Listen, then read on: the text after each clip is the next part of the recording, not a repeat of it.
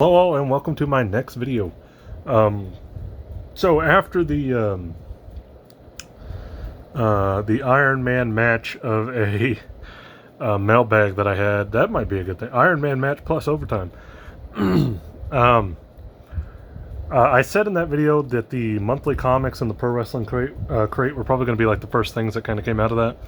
And yeah, so that's what we're going to look at. We're going to take a look at our monthly comic books with this issue of Journey into Monthlies. I am trying something new too. Before this, you might have noticed I did a little quick YouTube short video for Sir Daniel, the Funko Pop. I'm going to try to kind of do those when I get Funkos. I don't get Funkos that often. So, you know, you won't see those that often, but, you know, quick pop number one, Sir Daniel. Just take a few seconds to look at what it is. And maybe I'll try to do the same thing with Xanathar. Just quick pop number two, Xanathar. So just something kind of unique. That way I don't have to, I don't know, it's hard to drag out like a Funko review, you know what I mean? But yeah, we're going to take a look at the monthly comics here. So yeah, Journey into Monthlies. Let's go ahead and crack these guys open. This order is from Midtown, as usual. I'm building an order on in-stock trades. I got a lot of trades I want to get, so I'm kind of building up that order. I didn't want to make a bunch of small separate ones, so I'm kind of building one big one. Just get it all out of the way. So for now, we're just going to take a look at the monthlies.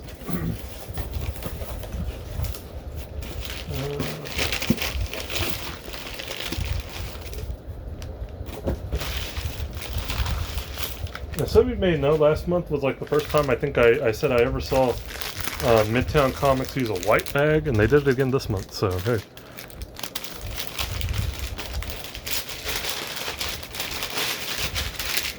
Let's see what we got. Cool. And yes, you will see a lot of like the same books every month because they are monthlies. I get them every month. So here we go. We got a whole bunch of books. And we're just going to start off. First one we have, we'll just kind of go into it. Thor number 16. Barroom bonding with Odin. Barroom bonding with Odin. I don't know why I said Barroom. Holy shit. Loki in the background there. Yeah, Donny Cates' Thor run, it's been pretty cool. I think it has slowed down a little bit since like the first couple of arcs. That whole Black Winter thing was awesome, and since then it's kind of dying down, but it's still a pretty enjoyable read. I'm gonna keep up with it for as long as I can until I think it gets a little bit too kind of going. We got a trade. So yeah, X-Men by Jonathan Hickman, Volume 3. I recently just got into Hickman's run. It took me a while because I was waiting for the paperback of Dawn of X and Power of X to come out, because the hardcover was like really, like, just in my opinion, overpriced. So I was waiting until the paperback for that came out before I started this, and eventually it did. So cool. Good stuff so far. Hickman, he did a good job. He's going to be doing something else X-Men related, but he's not going to do the main line. I believe Jerry Duggan is taking over the main line. United States of Captain America, issue 3. I believe we're getting, I don't want to say 4, maybe 4 or 6 issues of this. It's just a small run. It's a miniseries before we get into like a new Captain America book. As I mentioned it before, basically it's Captain America and Sam hunting down somebody, and like there's different Captain Americas in different parts of the United States that are being inspired by Captain America. So it's been pretty enjoyable. The first issue caused some controversy. I thought it was funny, just seeing the people kind of moan about it, but pretty enjoyable nonetheless. This has been one of my like secret kind of hits. The new Amazing Fantasy book. It's basically in my opinion, it's almost like a new what if / multiverse book, where they're taking like different eras of characters and throwing them in a story. So like this first arc, it's like World War II Captain America, like spy in training Black Widow, teenage Spider-Man. Like they're all taken from different eras and like thrown into like almost like the Savage Land kind of thing. It's just been really entertaining, and I think it's a fun idea to kind of keep your multiverse like time traveling thing kind of going. You're almost like I said, it's almost like a what if type of situation involving the multiverse. Been, I think, kind of a secret hit. This is issue number 2. The first one was really fun. We have the Marvels. Kurt Busiek has been doing this with.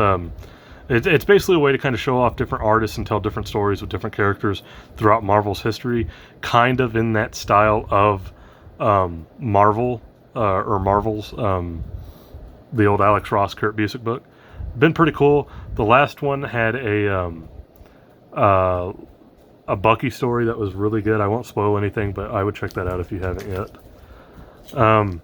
Superman Red and Blue. Again, is this backwards? Every time I get it, it's like it comes in backwards on the carding board. It was. Okay, let me put that back in. If I'm not mistaken, I believe this is the last issue of this series. It's just a little anthology series with different stories in it. There we go. That's the front cover. Yeah, this was entertaining. This is, to me, was way better than the mainline stuff Bendis is doing. Kind of like Batman Black and White or Wolverine. What was it? Red, White, or Black and Blood or whatever, or Red and Blood or White and Blood. I can't remember what that was. Anyways, it's just an anthology series with different writers, different artists doing Superman stories. Really entertaining. I've enjoyed this more than, like I said, the mainline Bendis Superman stuff has just been trash, but this was really fun.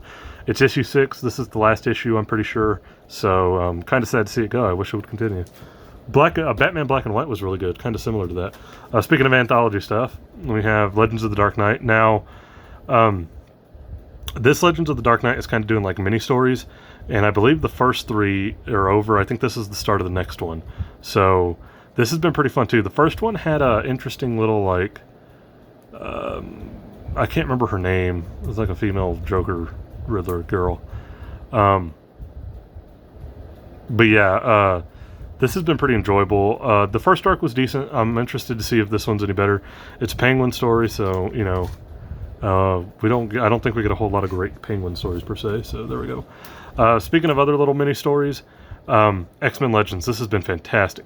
The first one was the X-Men, like the 80s X-Men with like Cyclops in the blue, and it's like a untold Apocalypse story from that timeline. It like takes place right after that first encounter with Apocalypse. The second arc here is a Peter David X Factor story. The first issue was, I believe, 5, and it was awesome. This is the second one, and yeah, it's no spoilers, but highly recommended if you're a big 80s, early 90s X-Men fan, and you want like a classic kind of story. This whole run has been entertaining so far, and it's different artists. So like Peter David did this one, and Louise Simonson did the one with Apocalypse. So it was really good. And lastly, we have Daredevil number 33, Chip Zdarsky. I like Zdarsky's run. Oh my god. I've mentioned it before. Since Mark Waid rebooted Daredevil after the horrible Shadowland story, I have been following it ever since then. I think we're going on like 10 years now worth of that. Oh man, it feels like it, huh? That would have been like 2011, 2012, huh? So yeah, 10 years. I've gotten every issue of Daredevil since then. From Mark Waid's run, Charles Soule's run, we got Chip Zdarsky right now. And the only one, the weakest one out of those is probably Charles Soule's run. Zdarsky, I think, has been doing pretty good with it. I like a lot of what he's been doing. Some people don't. I actually really enjoy it, so good to have. But there we go. We got some comics and a trade. Really into wanting to read this.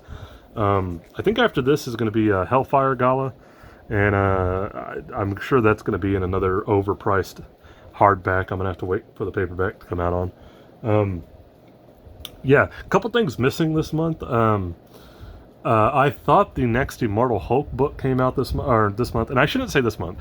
These are for, I apologize, I didn't say that. These are actually for the month of August. So yeah, but I thought the next Immortal Hulk book came out this month, and it didn't. So I don't know why I got confused. It might have been last month, and I'm just totally lost. But yeah, looking forward to these. Somebody asked me about the codes that are inside. Somebody wanted me to give them the codes. I'm sorry, I can't do that because I use the codes. I do read the physical comics, but sometimes I like to take my phone with me places when I travel, and I can't always take the comics with me. So I do use the codes that are in the Marvel books. DC does not do that. So, right here you'll see Marvel bonus digital edition inside for the base price, $3.99. If you get it cheaper on Midtown, if you pre-order and stuff, but you get a free digital copy. There's a code inside. You just peel the sticker, and you can get it off of the redeem thing for the Marvel app. So Marvel does that with pretty much every base book. Sadly, DC does not do that. You do not get a free copy with DC. Somebody asked about that too. Why doesn't DC do it? I don't know. I don't know why DC does a lot of what DC does these days, but it is what it is. Yeah, but there we go. My monthlies. Out of all of these, like I said, Thor's dying down a little bit. Like I said, those first two arcs, like the whole Black Winter thing, and with Galactus and all that stuff, that was great. That was like, Donny Cates did really good with that. But it is kind of starting to lag a little bit. This one won't last much longer. Like I said, it's just a miniseries, but it's been enjoyable. It's not the best of Captain America stories, but I've kind of enjoyed the whole Cap Sam team up thing. Again, sleeper hit. I recommend this one. I think this one's just fun. It's just a fun read. It's kind of like when Jason Aaron did that run on Conan the Barbarian, and it was just, they brought it back, and he was like the guy who rebooted it, and it was like just like blitzkrieg fun out the gate. I kind of feel like this is how that is too. It's just really fun. I think this is a sleeper hit, or going to be a sleeper hit. And it says of 5, so there you go. Number 2 of 5. So I don't know if after this there's going to be like a different story arc or anything, but highly recommend it if you haven't read it. I actually think that's pretty fun. Marvel's has been pretty good. I won't say it's as good as like the original series or Marvel's X or anything like that. Well, Marvel's X is something completely different. That's related more to Earth X. But yeah, it's been enjoyable. I like it as a kind of like a little anthology type of thing. I like anthology stuff. Sometimes it works. This has been great. If you're not a fan, like me, like just not a fan of like what they did with the mainline stuff with Brian Michael Bendis and some of the other kind of tragic stuff that happened. Remember, Bendis was coming. But this is a great substitute for that. It's over. This is the last issue, I believe. But still, go back and pick up the other 5. It was really fun. It was fun while it lasted. Let me put it that way. Legends of the Dark Knight, like I said, the first arc, a little so-so, but I'm willing to give it another shot on the second arc here. So, we'll see what happens there. X-Men Legends, really fun. I like the first arc. I'm liking this one more, at least based off of that first issue. So yeah, if you're a fan of like the old X-Men stuff and it's the original writers, like Peter David's doing this, highly recommend. And I think Zardsky's Daredevil is another highly recommend. So out of these so far, I'm gonna say Daredevil, X-Men Legends, Superman Red and Blue, Amazing Fantasy. I would say these 4 are ones that I would go out of your way to try to find, just based off of my own personal taste. The other ones, good, but probably not necessary. And then if you haven't read Hickman's X-Men, go for it. It's great. He did a lot to really fix a lot of the X-Men stuff, and I've enjoyed it. So, but that's it for the monthlies. Journey into monthlies. I'm getting all my names mixed up because they're all comic book related, except the wrestling one. But anyway, thank you. Please leave a like, comment, subscribe. I appreciate anybody who watches these, and I love all of y'all. You don't have to if you don't want to, but I do appreciate anybody who does. So thank you, and I'll catch you guys in the next video.